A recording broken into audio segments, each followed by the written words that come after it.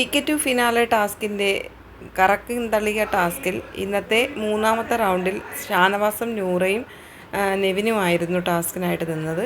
അതിൽ 3 പേരും വന്നിട്ട് ആക്ടിവിറ്റി ഏരിയയിൽ വന്ന് ചെക്ക് ചെയ്യുന്നുണ്ടായിരുന്നു എല്ലാം എങ്ങനെയൊക്കെയാണെന്ന്. ബിഗ് ബോസ് എല്ലാം പറഞ്ഞു കൊടുത്തു. അങ്ങനെ സ്റ്റാർട്ട് ചെയ്തു ടാസ്ക്. ആദ്യം ആ ഒരു റിങ് കറക്കി എടുക്കുന്നതിൽ ഏറ്റവും മുന്നേ പോയത് നമ്മുടെ നെവിനായിരുന്നു. ആദ്യമേ തന്നെ റിങ് കൊണ്ടുവന്ന് സെറ്റ് ചെയ്തിട്ട് പസിൽസ് എല്ലാം കറക്റ്റ് ചെയ്തുകൊണ്ട് നിൽക്കുമ്പോഴത്തേനും നൂറ വരുന്നുണ്ട്. നൂറയ്ക്ക് തൊട്ട് പുറകെയാണ് നമ്മുടെ ഷാനവാസ് റിങ്ങുമായിട്ട് വരുന്നത്.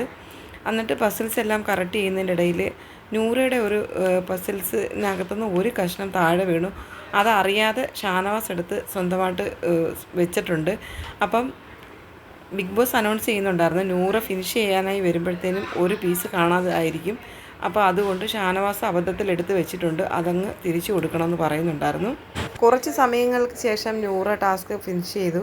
3 പേരിൽ ആദ്യമായി ടാസ്ക് ഫിനിഷ് ചെയ്തത് നൂറയായിരുന്നു. നൂറയ്ക്ക് ശേഷം ടാസ്ക് ഫിനിഷ് ചെയ്തത് നെവിനാണ്. നെവിൻ ഒരുപാട് പ്രയത്നിച്ചതിന് ശേഷം മാത്രമാണ് നെവിനത് ഫിനിഷ് ചെയ്യാൻ പറ്റിയത്.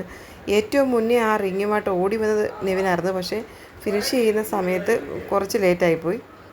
അവസാനമായി ടാസ്ക് ഫിനിഷ് ചെയ്തത് ഷാനവാസ് ആയിരുന്നു. അങ്ങനെ ടിക്കറ്റ് ടു ഫിനാലയുടെ സെക്കൻഡ് റൗണ്ടിലെ ടാസ്ക് എല്ലാവരും കംപ്ലീറ്റ് ചെയ്തിരിക്കുകയാണ്. ഇനി ഇതിൻ്റെ പോയിൻ്റ് നില ബിഗ് ബോസ് അറിയിക്കും.